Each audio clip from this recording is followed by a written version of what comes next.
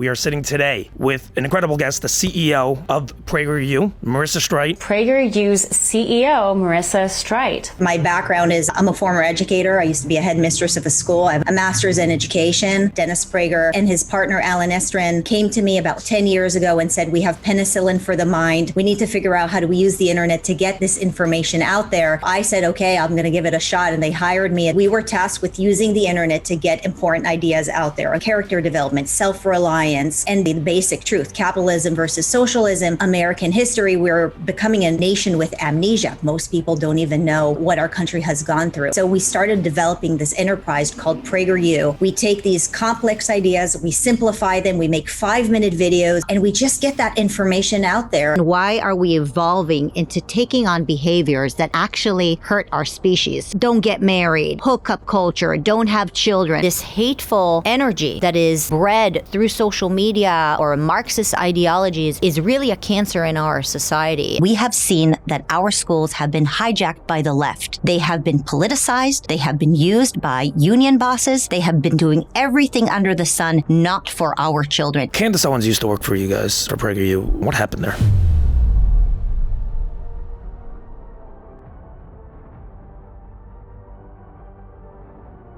All right, everybody, welcome to another episode of Mislaibeled. We are here in California with a very, very special guest. However, first, if you are watching this, if you can please like, subscribe, and comment, please hammer the subscribe button. It means the world. We're working very hard.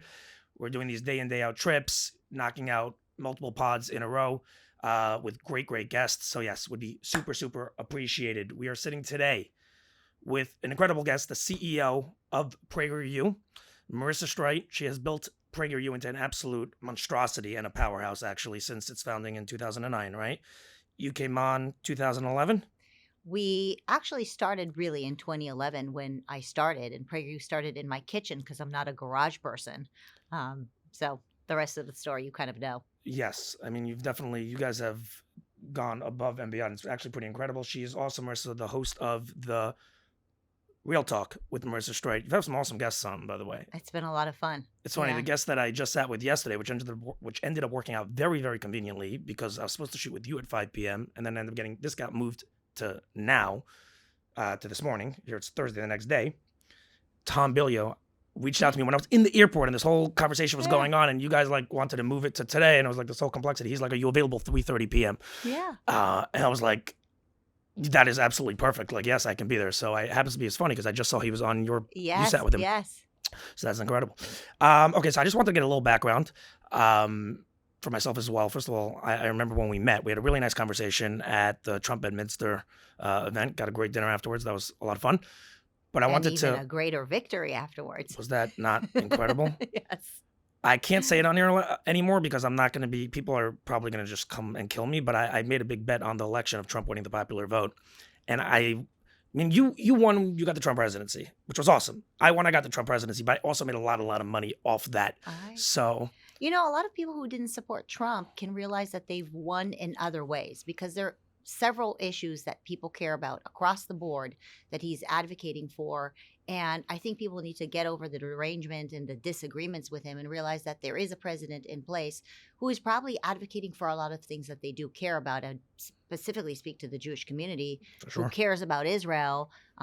If they do presumably care about Israel, they can at least recognize that there's some victories for them there. Just tremendous victories. I think most common values that are shared, honestly, I think at the end of the day with Trump, it just comes down to his rhetoric. I mean, just to jump right into it, happens to be, I think that's really what it comes down to, because if you just look at the cold hard facts of just the values that he is ultimately, the policies that he's pushing, I think ultimately most of those are pretty centered. I mean, they're really right. Most reasonable people will be behind, an America first, agenda with a reasonable outlook on helping, with foreign aid and, just basic common sense, with good ambitions, let's become wealthy, let's become successful, let's make sure all our kids are educated. Those are all really, really simple things. I was thinking about this yesterday. I was just what's people's aversion to this idea? He promotes winning, right? And I feel like everyone at a fundamental level wants to win, right? We want to win. And everything ultimately that I hear him really push is has that foundation underneath it. Let's become great. Why do you think people have so much aversion towards that message? Well, I think, first of all, I think the aversion was created because an absolute media storm and an institutional storm that came against him. And when you talk about the rhetoric, I think people need to ask themselves, does he do good? Does he support policies that actually help your life Yeah. in ways that are important to you? Or does he sound good? And what matters to you more, that he sounds good or that he does good? And I think that in most areas of our lives, we realize that we need to focus on what actually matters most, what actually impacts us. But somehow when it comes to politics, because of the years and years of brainwashing and frankly, the fact that our institutions have been captured by a narrative, a Marxist narrative that can't control anything we hear. We think we don't live in Russia Pravda, Yeah. but we kind of do. And I actually think that at this last election, I think people realized that the things that they're hearing in the media, in the traditional legacy media, may not really line up with reality. And I think that Trump is a reflection of that tension between what you've believed almost your entire life versus what you're starting to see. And I'm not saying that Donald Trump is perfect, and nobody is perfect. I'm not perfect. You're not perfect. Nobody who's listening to this is perfect. Yes, we'll discuss that later. But I think we need to be adults and we need to be pragmatic because we're talking about our lives. We're talking about our children's lives. We're talking about our country. And if we continue to be emotional about words and pay no attention to actions, then we're going to continue to be duped. And that is what has happened for years in so many of our institutions. We would hear these fabulous words, and words were coerced and manipulated in order for us to believe certain things. And over the last few years, things have really gotten so bad when it comes to education, health and wellness, the medical field, the mental illness field, our borders, crime, homelessness. People are starting to wake up and they're saying, well, all these beautiful words actually don't look that good. Yeah. And so again, I ask, what matters to you more? Does it sound good or does it do good? And who is the one who is advocating for the policies that do good for you? You're not going to agree on everything, but you're going to have to be an adult on things and make a decision that is pragmatic on what matters to you the most. A thought came to mind. I'm curious to hear your perspective on this. And I can't believe I'm asking this question, but I am. Are we better off with the fact that legacy media is dead? I mean, Trump has, I think he's personally destroyed on his own, which is crazy to say, but I think he's destroyed legacy media. Like, it was the thing in 2015, and he was calling it fake news, and he was looked at like he was this charlatan, just crazy person. And I mean, now we're 10 years later, and he has won over the American public to the point that nobody trusts him anymore. That has obviously, though, opened up the door, free speech, and I'm a free speech absolutist. I am. At the same time, I'm on social media, as you are. I mean, the anti-Semitism that we're seeing is insane, and when you had the legacy media, it came obviously with its downside, of course, but you also didn't have every single person with a microphone being able to, preach horribly heinous things and have a tremendous following for saying absolutely outlandish shit, and just straight vile anti-Semitic shit. Do you think we're better off? Like, we are, but like, how do you see that? Yeah, it's the age-old safety over freedom, right? Freedom is really hard. It's not just hard to achieve. It's sometimes hard to be free and live freely. If you think about the Old Testament, there's the story about the Israelites wanting to go back to Egypt. Mm-hmm. They wanted to go back to Egypt when Moses led them out of there because in Egypt things were more comfortable. Yeah. They had some meat sometimes. And having freedom really created this vacuum of safety. Like, you don't know what's going to happen when you're entirely free. And I think that we're living this now in this modern age, right? Safety over freedom. And so, well, if the legacy media supposedly provided us with some sort of safety that the anti-Semites won't be able to speak freely, then is the cost freedom? Yeah. And if the cost is freedom, then I would say that we should go for leaving the safety behind and going for freedom, because freedom still trumps safety. And we need to be prepared for the fact that we need to put in the work when it comes to discerning what we're listening to. And by the way, for a very long time, the institutions have been telling us that we don't need to worry about thinking. We don't need to worry about having discernment, that the institutions will do the work for us. And this has not only been the case in news and media, but it's also been the case in health. It's been the case in education.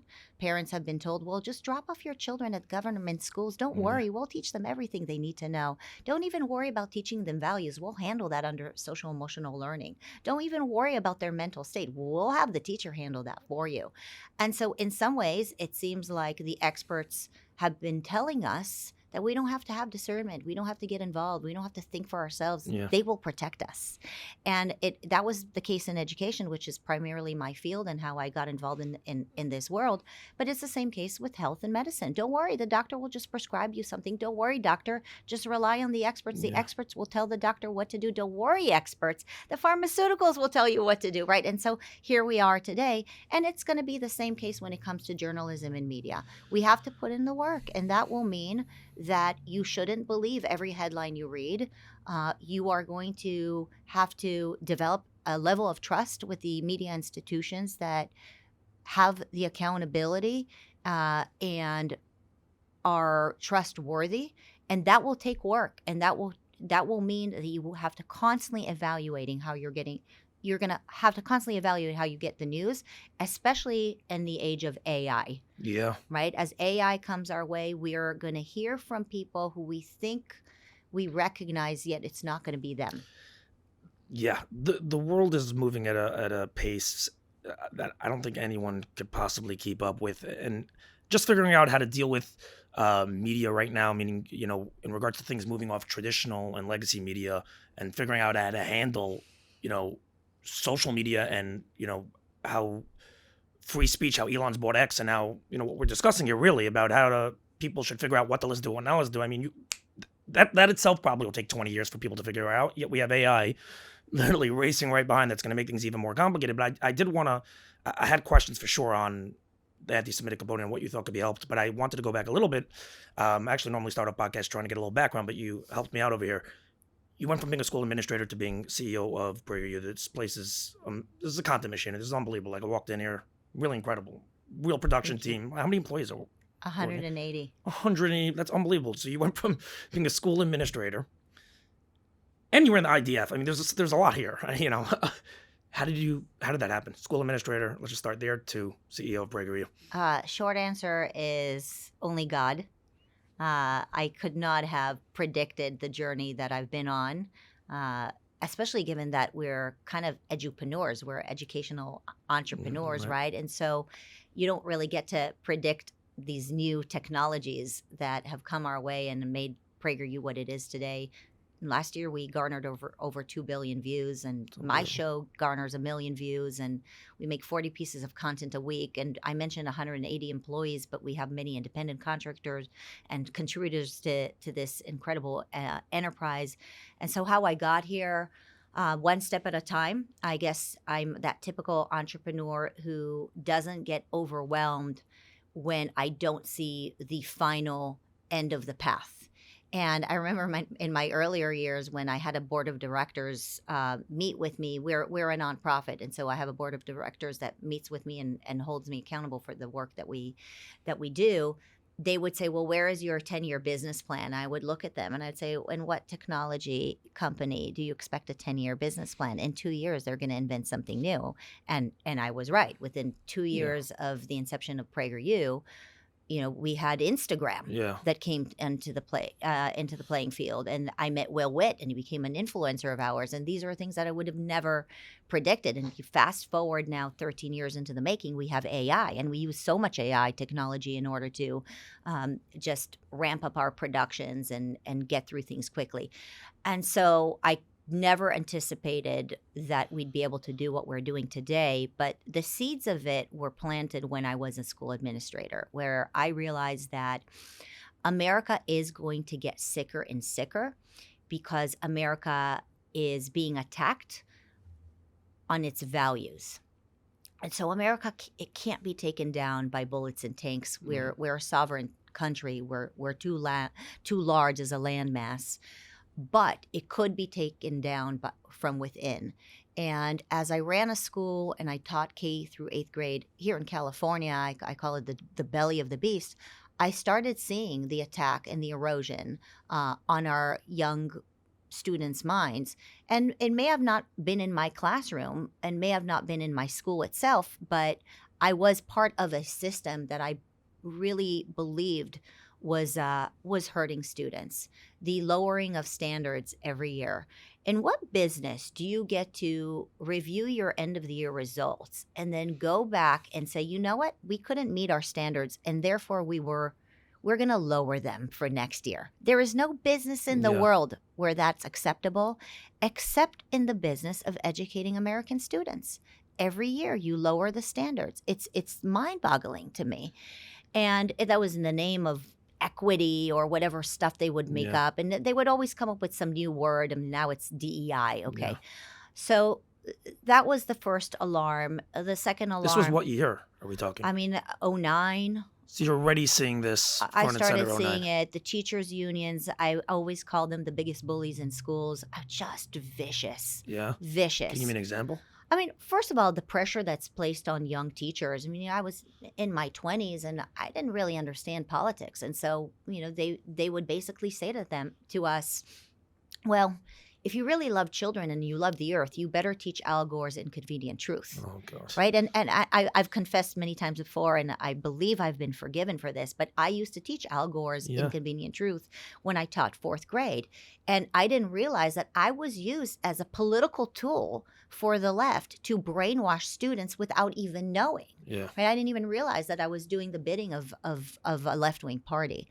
And that was also coordinated through the teachers' unions, because the unions would put on these courses for us and incentivize us to bring these cool new things into the classrooms. And so, math and literacy was kind of harder to teach because we were confused about how to even teach it. Yeah. I don't know if you know this, but today, if you get your master's in education, in most education schools, you get less than 14 hours of instruction on how to teach math.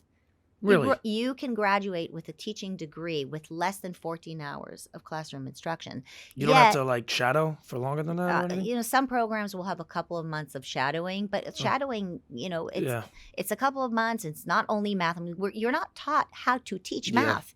And oftentimes, if you're taught how to teach reading, it's actually programs that don't work, like whole language, as opposed to proven programs like phonics. But then as teachers, we would spend 80% of our time studying about the pedagogy of the oppressed. That's Paulo Freire, who's a known Marxist. We would spend all these hours learning about how to incorporate DEI programs or equity programs or SEL. We were not therapists, but we were expected to bring therapy into the classrooms. Yet the things that parents expect students to learn in class, reading, writing, arithmetic, we were unprepared to teach. And so I remember hiring teachers, young teachers, and realizing that I had to give them an education on how to teach. Wow. And so those were some of the moments that I said to myself, wow, something is really wrong and messed up in the system. And, in addition to the accountability is a very big deal. I mentioned the teaching, the scores and the assessment scores and the benchmarks that kept being lowered. The other accountability is the accountability with teachers and the concept of tenure. The fact that you can't fire a bad teacher, truly a bad teacher. You'd have a teacher who could show up with an iPad to classroom and just watch on the iPad, and you can't fire them because they're tenured. Yeah. You can fire a bad plumber if you're a developer, right? You can fire a bad banker if they don't show up, if they don't properly show up to work. You can fire everybody. You can't fire a teacher. The person we're putting in front of innocent children that can't defend themselves cannot be fired because they're protected by the biggest bully in school. There's no logic to it, yeah. And so eventually, even though it may have been in my own benefit to be protected supposedly by the teachers' union, something in me said that is just wrong and I can't be part of it. And so I became a market disruptor. That's a hell of a way to change course. So what happened? Was Dennis came over to you? What was the? So Dennis is what I personally call penicillin for the mind. He's unbelievable. He has the ability to look at things where I can talk about the problems, but he's able to really truncate it and explain it in a way where you say to yourself, that was exactly what I was thinking. Break it down and offer clarity. Breaks it to down something in that's- short sound bites. Alan Estrin, who was has been the producer of the Dennis Prager Show for over 30 years, came up with this concept that we can take this penicillin for the mind that Dennis Prager has, and we can disseminate it to the public through the internet. And so the three of us met in the end of 2010, and they came up with this idea of taking these ideas, truncating them into short sound bites, and just putting them online and seeing who's willing to actually listen. And Alan handed me a laptop and said, we can meet once a week and let's just figure out how we do this. And I don't know, just like an entrepreneur, very atypical to a millennial because I wasn't given a prescription of what I need to do every hour of a day, right? It's very different from what we experience in schools. I was not given a roadmap, but I was given a path, and I was given many assets. I had Dennis Prager. I had Dennis Prager to learn from, and I had Alan Estrin to How's he lean doing, on. by the way? I know he. So Dennis had a severe injury just about 3 months ago. He slipped and hit the back of his head and has a severe injury to his spinal cord. And the spinal cord injury is in a specific area that helps control his breathing. And so the first step for Dennis is to be able to breathe without machine support. And once he gets that, through that step, he'll be able to recover from the other challenges of a spinal cord injury like that one. But he's getting a little better, and this, he's starting to talk a little bit, which is really good. What's a miracle is that his brain has not been injured. This penicillin for the mind Still there. brain is still there. And it's just an absolute miracle because his brain was his head was hit, but his brain is completely fine. That's so Dennis is unbelievable. still Dennis. That's awesome. That's great. I hope he has a speedy recovery, God of willing. course. And I happen to be, anytime he shows up on a debate, whether it's Piers Morgan, whatever the heck it is, especially when it's a slugfest, I tune in ASAP because he is, it's Good. great. It's My great. plan is that we bombard God with so many prayers that God just says, shut up already. I'm going to do it. And that's like what Moses tried doing, upon after going back to that. All right, everybody, want to take a quick second to give a big shout out to our sponsor for this episode, CubX. CubX is, as far as I'm concerned, the #1 IT provider for businesses, whether that be big or small, real estate, healthcare, finance, e-commerce, apparel. It does not matter. These guys have it on lock. I know this because I personally use them, and I've referred these guys to probably 10 different friends of mine who are all running both small or large businesses, and they've all come back to me and have given me rave reviews about these guys and thanked me profusely for sending them their way. So if you want to get ahead and focus on the things that make you money and not be busy for hours when a tech issue comes up, give these guys a call. They have changed the game and most importantly have changed the IT experience for those who use them. Their customer support is off the charts. I can personally attest to this. One ring, they pick up, and you're dealing with an experienced tech who knows what's up. Feel free to test it. If you're starting a new company or are unhappy with your current IT provider and are looking for the best product out there, take it from me. This is a no-brainer choice. Give these guys a call. You can reach them at 732-444-8771 and choose sales when following the prompts. Or you can reach out via email at hello@cubx.com. That's HELLO@CUBX.com. You can also check them out at CubX.com. That's CUBX.com. Now back to our episode. I wanted to discuss, you guys went through a nice amount of censorship from, what was it? Nice Everyone. is an interesting word to put to it. I mean, yes. A lot. A lot. A lot of It was censorship. YouTube, Facebook, Google. Yeah. It was everyone. I mean, YouTube is Google. But what's your position as far as government? Should there be any regulations regarding big tech, in your opinion? Because then obviously you now move into, like, on one hand, they're private companies, you know? So they have the ability But are to then they? censor. I think it's crony capitalism. I think the tech companies are the epitome of crony capitalism because they do receive some government funds.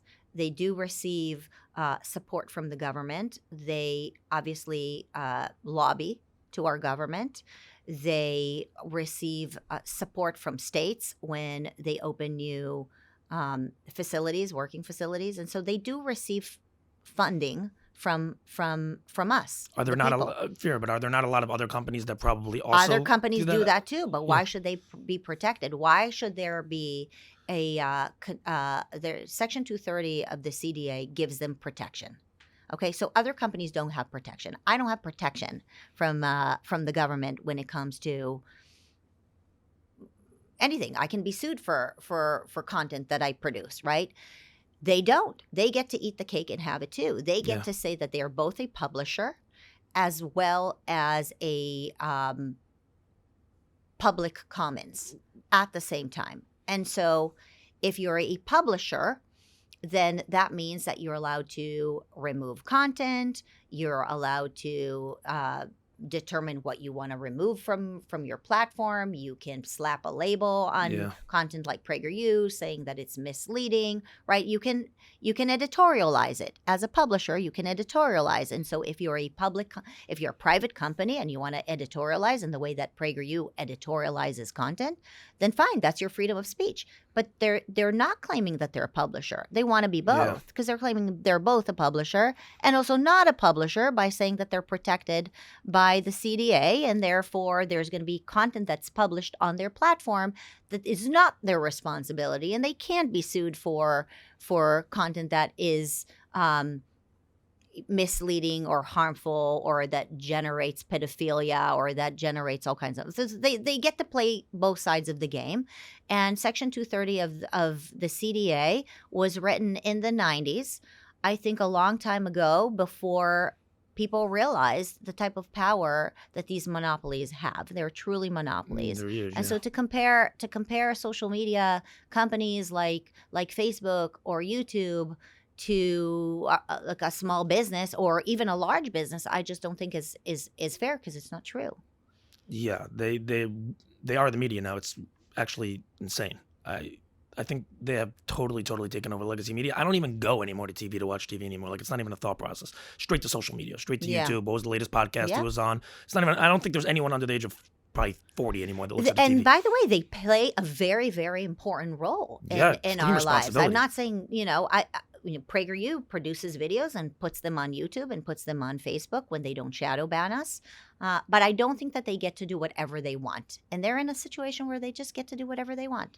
Do you feel like PragerU kids, is that your playground for trying to do what you really wanted to do when you were being a school administrator and really actually influencing kids? Is that like your way of actually doing it in a way that you think is going to be helpful? You asked me a question earlier, how did I come to do what I do and how is PragerU the behemoth that it is today? And my answer was only God. I don't know. It's very interesting, my background, right? I taught K through 8th. I ran a school. Then I started this media company. Then the media company, blended with edutainment. A couple of years ago, we started PragerU Kids. We had all these parents come to us during the lockdown saying, how do we get more content for children? How do we inoculate them against the woke mind virus? And so we responded to that and made all this content. And then we had school administrators come to us and school board members come to us and say, hey, all this content that we're showing at home to our children, we'd love to be able to bring it into the classrooms. Can you Yeah. help us make that available to the classroom? And so I'm just trying to listen. I'm just trying to listen and serve. If our audience is requesting that we'll be in every school in America and that's what they want and they continue to work with us so beautifully to make this happen, we have 180 employees and contractors, but mostly we have close to 16 million followers who are incredibly dedicated to what we do. And so when they call on us at PragerU and they say, please show up in schools, I feel like it's so important that we show up if we can. And so is it my playground? I don't know if it's my playground. It's my answer to a calling. Yeah. PragerU Kids in School is my answer to a calling because I think there are many parents out there who are waking up and they want more for their children. They want better literacy. They want better history. They want better civics. They don't want their children to be taught to hate America. America is an incredible country. And so we're responding to that. And so PragerU Kids is my response. How did we get to a place where there's a decent faction of America that wants to believe that America is not a good country? in your opinion? Education got us into this mess. Who's And behind pushing us in that direction? Yeah, Elon Musk asked me that same question a couple of months ago. Because it's inherently a crazy Yes, idea if you think about right. it. Like, imagine we were Yeah. together, like, let's try to tell people that the place we're in that's giving us all these freedoms is terrible. Yes. It's like, wow, like, I don't know that the answer is like a movie where there is like one nefarious bad guy who is fighting against one great guy. Yeah. I don't think that every story in life is Hollywood. I think it's more complex than that. I think that there is an ideology that is about chaos, and that is the ideology of the left.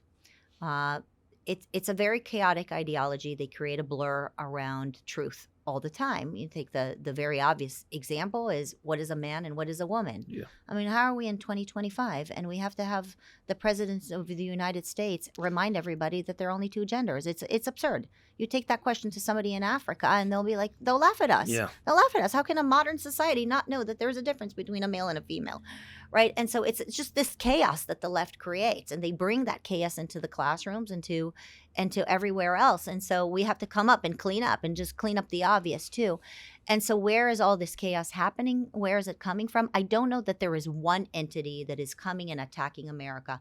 It appears that one who wants to take America down would penetrate into our schools and teach Marxism and teach us to hate each other and teach us to hate our country and, tell us to remove the standards and to not be able to distinguish or discern between a male and a female, or to allow a child to call the shots on whether they should, remove their genitalia, like all of this crazy thing. You would think that there is an entity that's trying to attack America and take us down by just going straight after our children. But it may not just be that. It may just be our human nature that is allowing chaos to erode our society. I think that civilizations fall and evil happens when good people don't fight back. For sure. And I think that there's been a courage deficit in America. I think that there has been this narrative that the experts will take care of us and therefore we should sit back and do nothing. A terrible complacency narrative where we are allowing people to attack our children. We are allowing people to lock us up even though we know inside we should not be locked down for a virus. So many people knew at a certain point with COVID that there was no reason to be locked down. And they still did it. They still did it because even though they knew, because they've been taught complacency.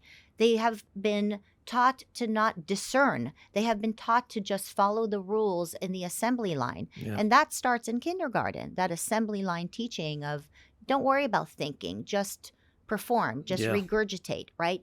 And so maybe there is a nefarious entity from the outside that is eroding our institutions and knows that if we fall from within, we fall. Maybe. But maybe we're doing this to ourselves by being complacent and not courageous enough to speak truth when we know. Interesting. How would you say your time in the military has influenced where you are right now? So I have an interesting background because I'm an American, born and raised here in Los Angeles. And in my when I was 7 years old, we moved to Israel. And I lived in Israel for a few years. And I served in the Israeli military for 2 years. I think that growing up as an American outside of the United States of America really formed my American identity because I just loved America. I love this country. And when you're 10 years old and 12 years old and the other kids in the class point at you and say, you're an American, I learned to say, yes, I am. And I'm proud. And I think that was a formative experience for me in becoming the tough chick that I am. Yeah. And also the unbashful defender of the great American experiment. I started doing that at such an early age. Not to say that Israeli kids were not nice to me, but I was different. Right. And I was okay being different. And I was okay defending America or even explaining America. I felt that I took on that role. And then later on, when I was 18, I joined the Israeli military, which is very interesting because I was an American with American citizenship, but I lived in Israel for all that time. And so I got an interesting role in the Israeli military. I was an intelligence officer at 8200. And it was a very unique experience. There were only a few of us in my unit. And so I felt like I was really lucky that one of the great intelligence units in the world poured into me in that way. And I learned a lot. You talk about discernment. When you're in the military, you have to have a lot of discernment. When you're 18 years old serving in the military, it's a big responsibility. And it was a lot of hard work. We would wake up early in the morning and we would study for hours, just understanding the Middle East and what is going on. And so I also learned that the harder I work, the luckier I get. Yeah. And when I came back to the United States after serving, I felt like Israel gave me a gift as an American. It gave me a gift that I could bring back to my country here, the United States of America, to take the lessons and the discernment and those calluses, the hard experiences and the interesting experiences that formed me during those formative years, and helped save one of the most important countries in the world, and that's the United States. Being that you're in the intelligence unit, which is fascinating, I didn't realize that you were actually in the intelligence unit. That's wild. What's your thoughts, obviously, regarding October 7th? I'm sure you've been asked this, but as far as, I think the typical question that most people are just wondering is, how could this have happened? And how could it have taken the IDF so long to respond? Perhaps you have some insight given the fact that you were in an intelligence unit. So just wondering what your thoughts are on that. I mean, I asked the same question. How could this happen? And remember, it's been 20 years since I served there. Right, it's a while. And so I had this, Israel's built like a fortress, and they know that Gaza is a problem, which is why they have those walls over there. Yeah. And I don't think Israel thought that Hamas is their friend. But I think my understanding from interviews that I've done with the ambassadors and many others, when I asked the same question, it was complacency. And it's the same point that I make for America. How can we be so complacent? How could Israel be so complacent when it came to Hamas? They thought that Hamas is not that strong. Their focus was Hezbollah. Yeah. They thought Hezbollah is their big problem. They thought Iran is the big problem. And so they were so focused on maybe what they seemed to think was the bigger threat that they were complacent about something right under their nose. And by the way, I think this is a very important point for us here as Americans, that we pay attention to that, because I think that could happen to us too. And it's very hard for me to utter these words, that something like October 7th could happen to us here as Americans. In what form would you see such a thing occurring? We've had porous borders, open borders for so many years. You think all the people who came here just want to work? Some of them do. Some of them really want to come here for a better life. And some of them don't. Some of them don't love America. Some of them may have been sent by our adversaries who don't love America. What happened with October 7th in Israel is that they had people come in and out of Gaza into Israel on a regular basis to study Israel, to find the weak points, to create a cancer in the country. Yeah.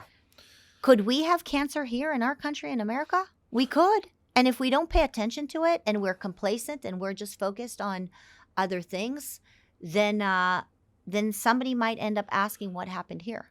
All right, everybody, want to give a quick shout out to our sponsor for this episode, Isak Clothing, quick wardrobe change, and I could never be happier. I started wearing their stuff recently. They are a business casual line offering style, comfort, and luxury. They have a fantastic selection of suits, blazers, and polos. Some of their signature products are Supima cotton shirts, which are super comfortable and offer a soft four-way stretch, breathable material, and offer amazing comfort. Pricing is affordable, ensuring you're not getting garbage, but also that you're not breaking the bank and you're getting great bang for your buck.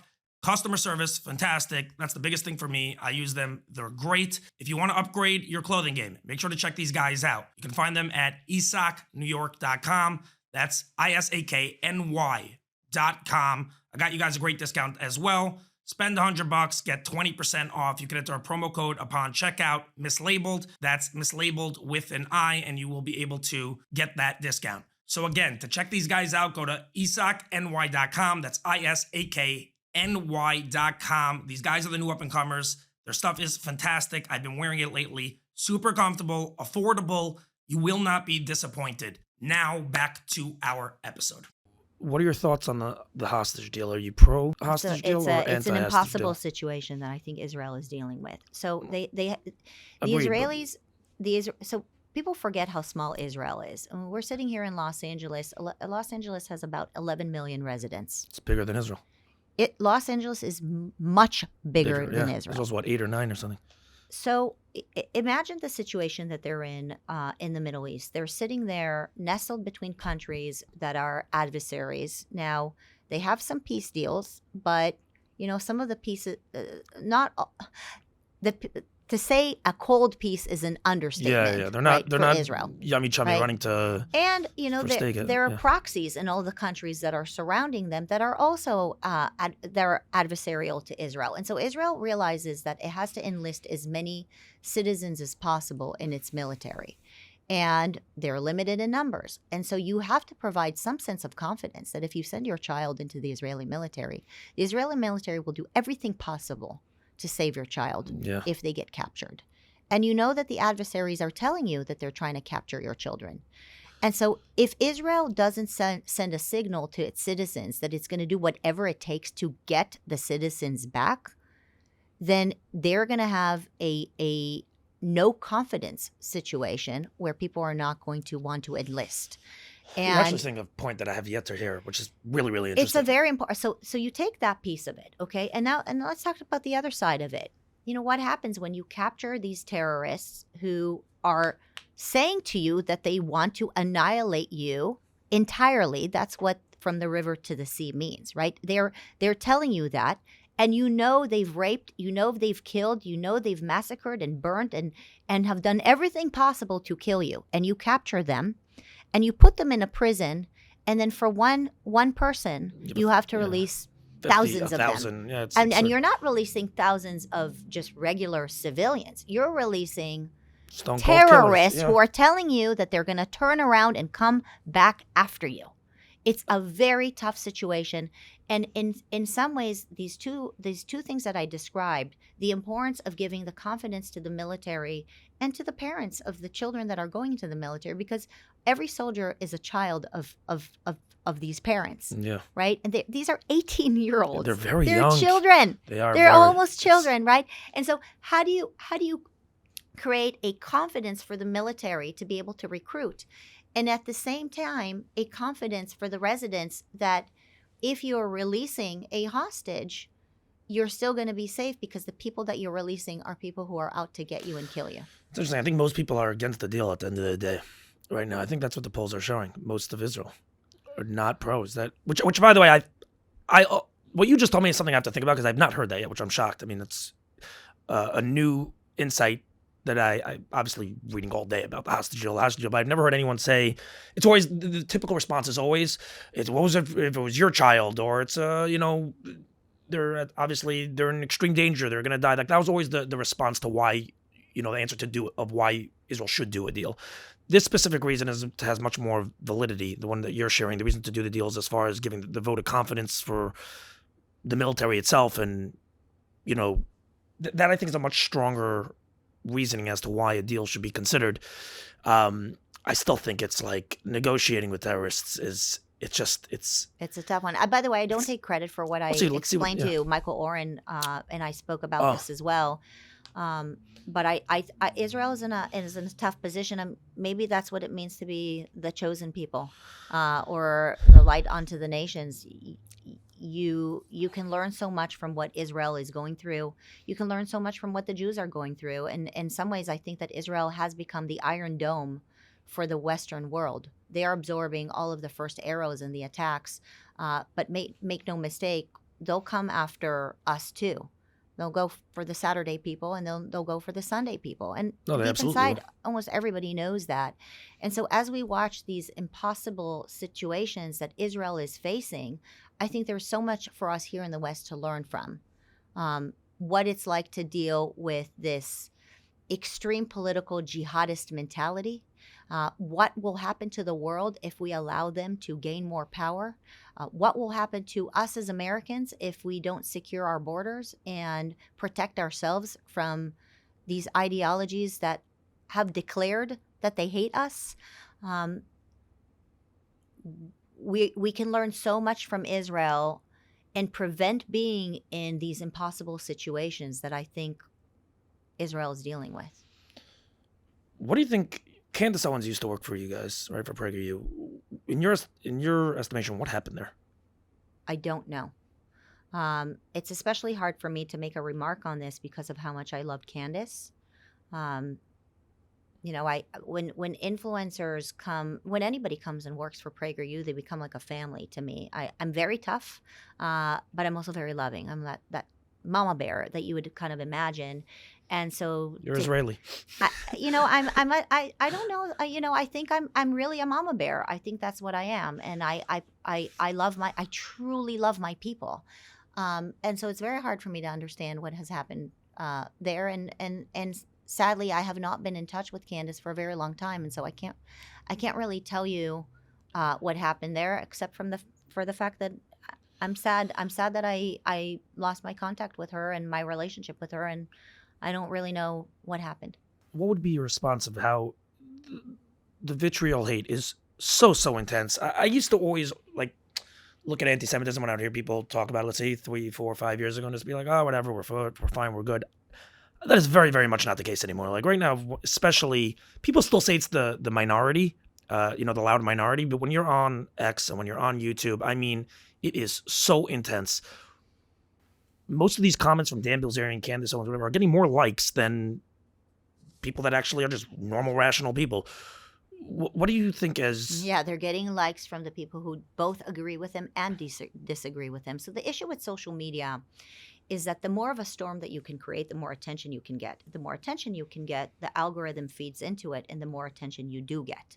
And so it has trained influencers to say the most radical things that upset or make both sides happy, right? Because then you'll galvanize both markets. Yes, of course. And if you're competing over markets and you're competing over audiences, the more it's not the nuanced stuff that goes viral, right? As Dennis Prager will have a nuanced, thoughtful comment. That's not going to go viral. What's going to go viral is the very extreme comment that makes it out there because, I'd say 50% of Dan Bilzerian's comments are probably ones against him too, but it's feeding the algorithm, right? Or if it's not comments, it's the shares of the video. Oh my God, yeah. I can't believe he said that. I'm more right? referring to the like of the comment. That's more but yes, I hear you. But we can't deny the fact that there is anti-Semitism and it's vicious and it's nasty, and there is most of it on the left, but there is some of it also on the right, and it is growing on the right as well. And maybe you can call it, the new woke. Maybe you can call it the Jews are peak white, where we are the masters of merit, and people like to hate people who are masters of merit, and that has been, I think, the issue with Jews for a very long time. We come across like we're very successful, and at the same time, people say that we mooch on the system. And so which one is it? Are we mooching on the system or are we incredibly successful? But in America, in capitalism America, the harder you work, the luckier you get. The more discernment you have, the better you're able to advance yourself. And many Jews have been able to work hard and have a lot of discernment. And so that comes across to others like an unfair play. And the easiest thing to do when you feel like others are doing better than you is to blame them and to claim that they're corrupt. I mean, that's the attack on capitalism, right? Yeah. People attack capitalists because they say that it's unfair, that they're robbing from the poor, right? That's that classic Marxist, socialist, communist, romanticized idea that everybody should have the same results. And I think that the Jewish community realizes that they've always had to work hard in order to survive, to say the least, and in America to thrive. And so, successful people are hated, and the Jews have been successful, and so they're hated. It's true. I was just watching a Thomas Sowell video. I don't know if you saw this, but it's fascinating. And he was talking to a reporter or something, And the reporter asked him, saying, how should Jews like deal with anti-Semitism? And he's like, they have to fail. It's the only way that it's going to ever end. But they can't fail because they're very successful and they're ambitious, so there will always be anti-Semitism. Like, that was his response. It's a crazy video. I love Thomas Sowell, by the way. I think he's like, you know, American icon. All right, everybody, I want to give a quick shout out to our sponsor for this episode, Sunset Window Fashions, more commonly known as Daniel Dex, the owner of the company, who is fantastic. He does all kinds of window shades, whether that be drapes, zebra shades, Roman shades, silhouette, pirouette, you name it, any type of window shades. These are the guys to go to, as I always say, and it's the truth. I know this because I use them. Super, super nice guy. Amazing prices. I even priced it out with someone else. He came in far, far cheaper. Customer service, awesome. Just an awesome guy. I highly, highly recommend people reaching out to him. He's got the patience, picks up the phone. Just a nice guy with fantastic prices. You can't go wrong, and all the wealthy people are using him. He services mainly the New York area. Across the board, he will get back to you ASAP. The best number to reach him on is 917-440-0590. Again, that's 917-440-0590. Just ask for Daniel. You can let him know that you heard about him from the Mislaibeled podcast. Now back to our episode. As far as leadership is concerned, you've shattered the glass ceiling for sure. I mean, you're running a behemoth over here. What advice would you give to, let's say, younger women that are intimidated and feel that the workforce is obviously, very difficult for them? What advice would you give in order for them to really try to break through? My advice for women? Yeah. My advice for women is think about what's most important to you in life, and that is your family. I think that you can have both family and career if you prioritize. If you prioritize family. I'm asking about how to break through in the workforce if they feel that it's more difficult. I don't believe that there's a glass ceiling. I actually don't believe in that. And I actually think that there was in the past, and I think that it was very difficult for women. But I think that in this day and age, if you work hard and you think critically, you can compete against any other man. And I think that we need to remove the shackles of this identity that we have, that women can't make it, because, women actually are a higher percentage in top universities. And I think that it's really about choice for women. The issue for women is that we have a tough choice to make, is that naturally for many of us, our first instinct and our desire is to have children and to have a family. And our biological clock will play into that. And I think, and that's okay. I don't think that women need to measure themselves based on how they do career-wise. I think we can measure ourselves on how we do life-wise. Yeah. And I think that if we take a step back, and this is that discernment that I talk about, take a step back and ask yourself what really matters to you. What does winning in life look like to you? Does winning in life look like to you being a corporate slave, a career junkie, corporate entrepreneur? Maybe that's it. And if that's what it is, then go for it and love it and enjoy it, and that's fine, because I do think that if there's any country in the world where you can succeed at that, America is it. But if winning in life to a woman means having both, then you're going to have to make some of those tough choices, and you're going to need to be able to say to yourself, well, let me focus on what matters to me most. And for me personally, it was family. So yes, I run a behemoth. Our budget is $70 million plus this year. I have all these employees. It's all donations? It's, investment donations. It's the business, right? And I run a big business, and that's fine. But you know what? I'll tell you, the most important thing I've done in my entire life was not dancing with Donald Trump after it's not running this big behemoths of a company. It's not even disrupting the education system in America. The most important thing I've done in my entire life is raise my children. It is the thing that is mine. It's the thing that is my legacy. It's the thing that fills my heart with everything. And so you can do both if you have the discernment to realize what your priorities are. Meet the right person, build a family, raise children, lean into them, and then use that energy that you get from motherhood to do what you can do in your career. That's how you do both. But if you have your priorities upside down, which is what the universities are doing to young women, saying, no, go freeze your eggs and become a corporate slave, and once you work for us enough years, then maybe get married and maybe have a child. Okay, if that makes you happy, that's fine. But I don't believe that that's what would make you happy. You want to have both? Do it in the right way. The problem is that they're indoctrinating these ideas in very young people that can't yet think for themselves. So you don't wake up till you're 35, 37, and unfortunately it's too late. Education got us into this mess. Only education gets us out. Almost every idea that we have that has gone wrong in American society has come straight from our education system. Every idea, from feminism to big government to equity, all of these ideas are inculcated in our school systems. And I think it's hurting us. But I also think that people are waking up. And I think it's a new era. Are you happy with RFK? Are you hoping that RFK gets, I think today was day 2 of the hearing. Are you hoping it gets nominated? Yeah, I met Bobby Kennedy a couple of times. I like him, by the way. Just I don't know anything about him. I thought he's a good man. Yeah. I remember, typical media, I remember going into the meeting thinking that he's going to be crazy and incoherent, and his voice was weird, and he's a crazy vaccine denier. It's funny, they slapped the word denier and everything. And then I met him. And I drove out of that meeting the first time I met with him, and I said, wow, that guy is smart. Oh, he's very smart. And kind and nice and reasonable, too. Yeah, no, he's great. All I of like the things that we were described that he was not, once I actually got to know him, it was like the Twilight Zone. It's crazy. And so...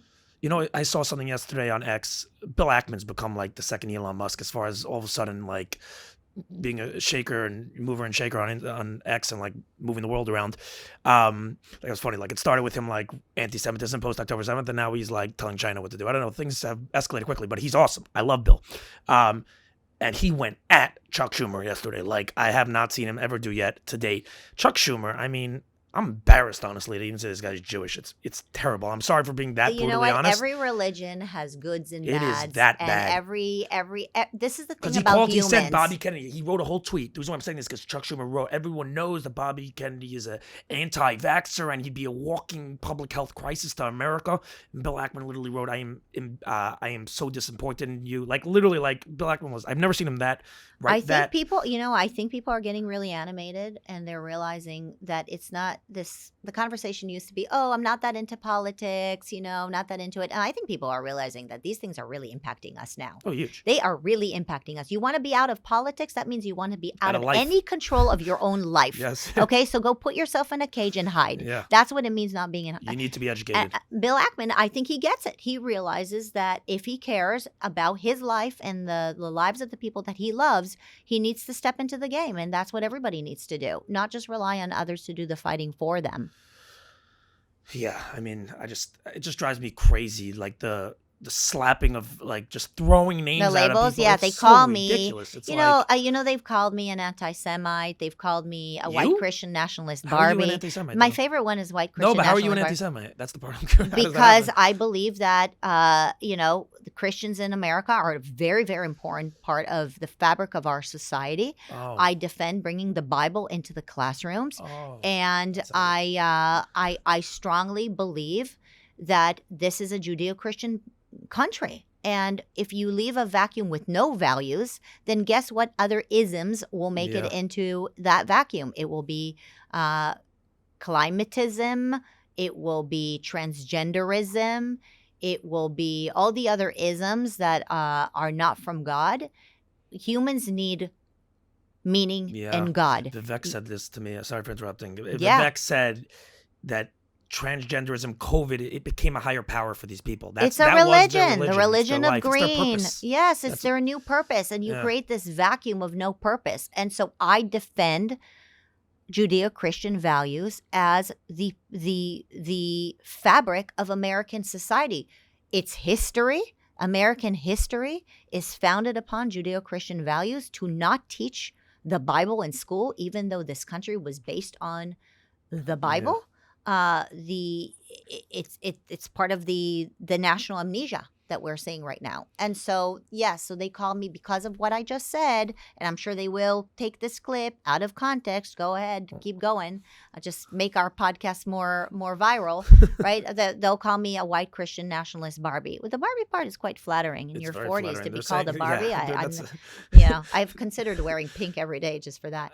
But yes, because they can't win on their own merit, and because they're intellectually so vape, they just throw ad hominem attacks at us, and I just think it makes them look pathetic and silly. I think that there is a very, very big silver lining to Trump losing or having the 2020 election stolen from him. However you look at it, I don't care. It's not relevant to the point I'm going to say. Experience is best teacher in life. Imagine if it would have just went from, if he would not have lost. First of all, obviously, he got 4 years of an additional amount of ridiculous. There's no man who's ever seen the beginning from one end of the gamut to the other end of every possible scheme that could be thrown at you. And he learned it in 8 years, a total of 8 to 9 years. And now he got 4 years where he wasn't president to get all that, to be able to see all that and be able to come out of it and now win. And I think if he wouldn't have lost, America now has something to compare against. So we had him, we had Biden, and now we have him again. But if he would have won and we still would have been in middle of COVID, and his second term would have continued, the same bullshit would have kept on happening. And I think America now has gotten tired because they've realized how much BS is involved in it because of the fact that Biden actually won. And I think, now that Trump has won in 2024, sorry if I'm not elaborating this clear, but now that Trump has won, it's added an extra 4 years. People are just sick and tired of okay, you're not going to do the same thing you did in 2016. You're not doing that. We're sick and tired of it. And it has held less weight, thankfully. I think people are picking up on, the Nazi, Musk is a Nazi, all this stupidity. I think a lot of people are just getting much more tired of it and just not taking the bite as quickly. Again, obviously it still erupts, but I think Trump is in such a better position right now to over the next 4 years. I think he's I don't know, I still can't stand when he certain tweets, I'm just drop it. Fuck Jim Acosta. Who gives a damn about him? You won. You're the king of the castle. You don't even need to put on a tweet on this guy. He's irrelevant. Just please leave. I love him. It's hilarious when I'm reading. I'm cracking up, and I'm still at the end of the day, I'm I think the gap in Donald Trump's presidency is actually, it's even bigger than what you described. And I think it's even bigger than him and his presidency. I think that the gap of the 4 years of what America endured under Joe Biden has created an everlasting impact on America and has changed our culture forever.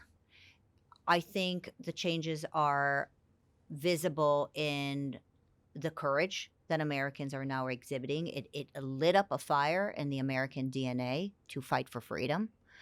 I think it changed our appetite to revisit our institutions. If Donald Trump would have won the presidency 2020 in 2020, I don't know that Americans would have had that visibility of what's happened with our institutions. That's what I'm saying, because now you could see the... But I think it's bigger than Trump. I think this is an impact that is going to be studied about in years to come. I think Donald Trump getting shot had an impact on him too when he realized that what he's doing is so much bigger than him. And I think it's why you're seeing some things a little different this time, just even around him, but also just around us and how we discern. I think it allowed us to develop some discernment. And sometimes you have to go through hard times to actually develop discernment. It's one of those things that entrepreneurs realize is that you really only get answers to things once you get hit in the face multiple times, and develop those calluses and the ability to see truth or better ways. I think the fact that I don't think we will ever rely and believe politicians anymore in the way that we have in the past. And I think that we're going to also expect more of politicians to be more transparent. We're going to expect politicians, if they want our vote, they're going to have to sit down for long form interviews and tell us who they are. In the past, that was almost unheard of, right? We are so lucky that she did not win. I can't even put it into words. I think the world is lucky. I think America is becoming a leader in the world. I can't tell you how many phone calls I've received. I've received one this morning from Canada. I will not name from whom, but we've brought them hope. I've received, Really? I've received phone calls from Brazil. I've received, and I'm sure the president receives, hour by hour phone calls. But I think America is yet again still the best hope for the rest of the world, and a beacon of light of what freedom and what fighting for freedom looks like. It is in our DNA, and I think courage can be contagious. And that's what we're doing for the rest of the world right now. And it's beyond Donald Trump at this point. It's us. It's we the people.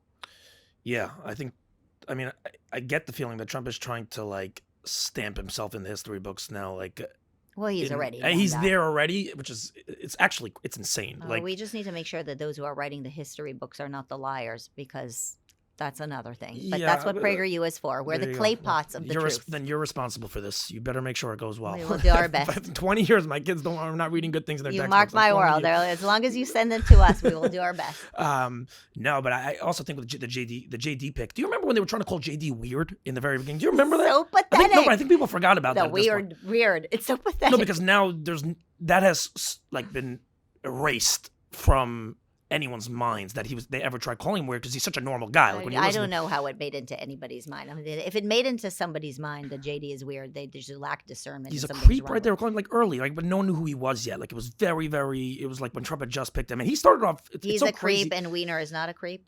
Okay. I mean, I'm Wiener, but yes, I'm with you. Anthony Weiner. I always joke around with that way. Whenever I said my name is Mislaibeled Wiener. I'm not related to Anthony, by the way, just for the record. So you don't have anything to worry about. Oh, I didn't realize that. I was You didn't know my last name's Wiener? Oh, yeah, you didn't realize that. Okay, there you go. Yeah. No, that's great. Now, that was always my joke. You are not a creep. I have Anthony Weiner, a creep. He's a creep. I will give you that. 100%. JD Vance, not a creep. I hate when Just for people clarity. Yeah, I hate when people that and JD Vance is definitely not. He is. I'm very excited actually for the future of America. Believe it or not, like Me too. JD Vance is presidential material to the max. At the beginning, probably like everyone else, was not a fan, and then once I saw him start doing interviews, with the media they were obviously trying through all these gotcha questions. I've never seen someone so calmly, so effectively, absolutely create such destruction of one human being after the next. Always starting off his sentence with, I actually love that question. I think it's a fantastic question. And then following it up with an absolute demolition. Right. Like, you can't even make it up. It's like, and it's so politely, so nicely. And the person's just sitting there like, that's like and that debate, I think that debate was amazing that he had against Tim Walz. It was just, I feel like I love anybody could just wipe Tim Walz. Yeah. I mean, my sixth grader could do it too. Fair But I do agree with you. I think he was very impressive, JD Vance, and hopefully he'll. There's a bond between us now, the president and the vice president. There's a commitment they made to us, and no matter who they are and what we think about them and what great debaters they are, we need to continue holding them accountable to deliver on the promises that this bond, brought us. And, we should not idolize any human, but we should encourage these leaders to deliver on their promises. Can I ask you one thing? When Trump originally made this call for the ceasefire, right? He was obviously pushing ceasefire, sure enough. All of a sudden, the hostage deal came alive. It was because of Biden's work that he had done for 2 years, obviously. And then magically, Trump came in. I'm being very facetious. But peace through strength. yes, it works in the Middle East. My question is, were you happy with that originally? Were you worried that, hey, Trump's out there vouching, all hell's going to break loose, and if the hostages aren't back? Because I know a lot of Jewish people were very concerned, right? It was like, oh, he was talking, he's going to fight for us, and this is your version of fighting for us. You're fighting for us by letting Hamas continue to rule the Gaza Strip, which we'll see if that ends up happening, and you're fighting for us. So what were they hoping for that they were upset with him? What did they hope he would do?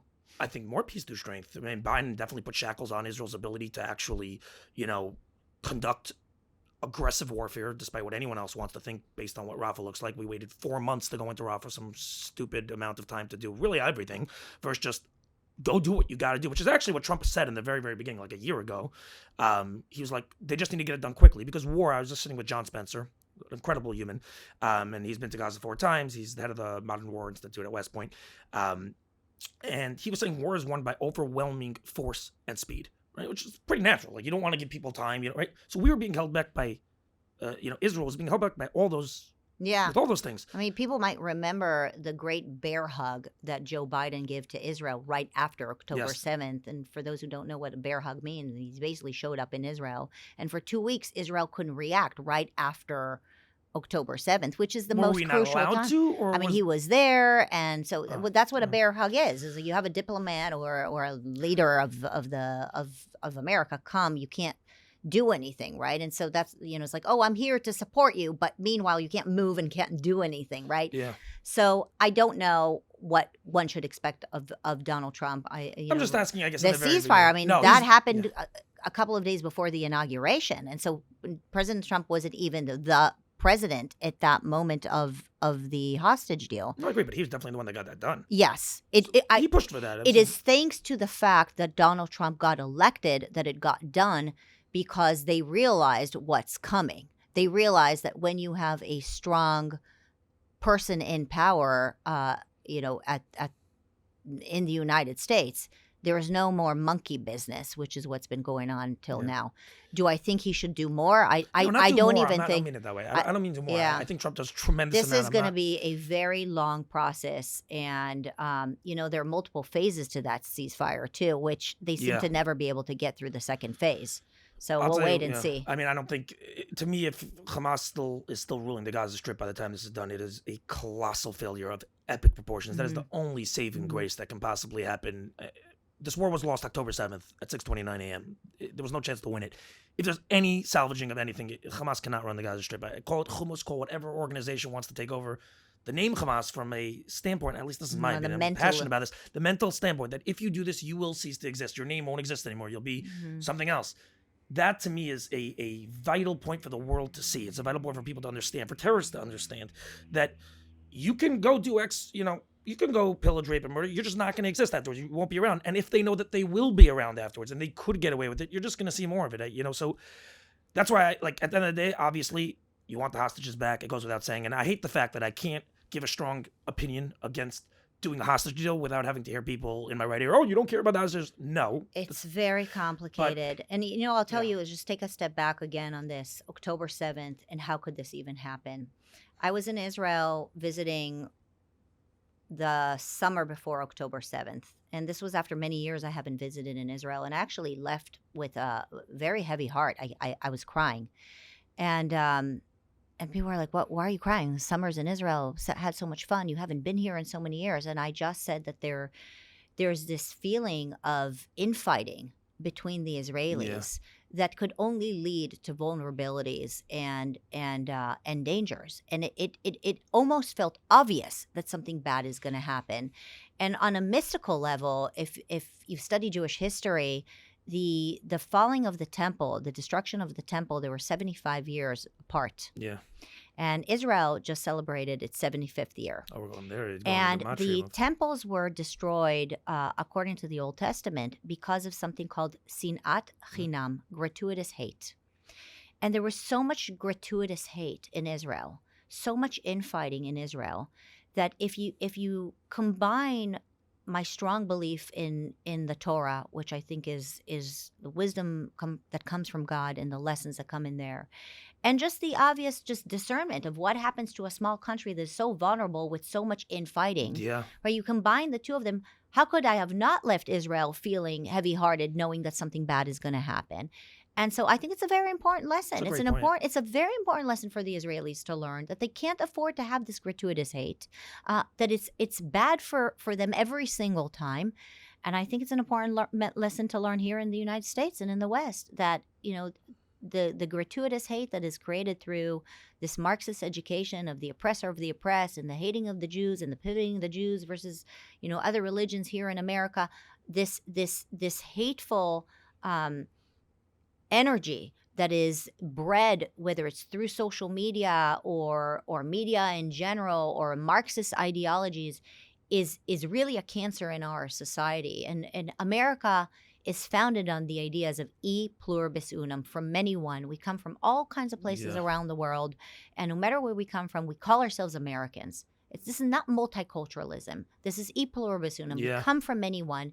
And Israel should recognize that too, because as long as we don't recognize the importance of being one nation that is united through our cultural literacy, our geography, our bloodline, our bloodline, and where we're raising our children, as long as we allow for this infighting, we remain vulnerable.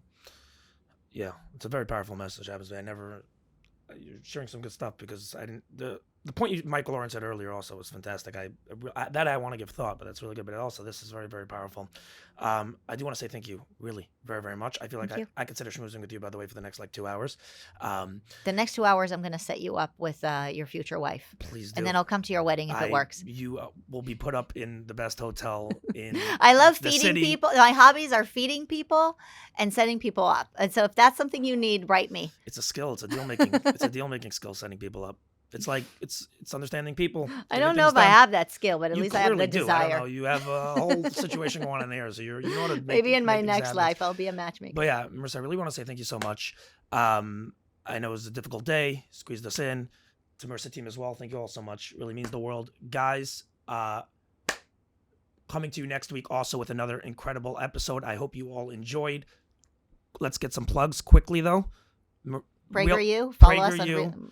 We'll have my show Real Talk. Real if Talk. you have children, make sure you show our content. Yes. So everything's on PragerU, the PragerU platform, and try to follow us directly so that when the censorers come, you're not prevented from watching our stuff. I definitely hear that. You guys have figured out how to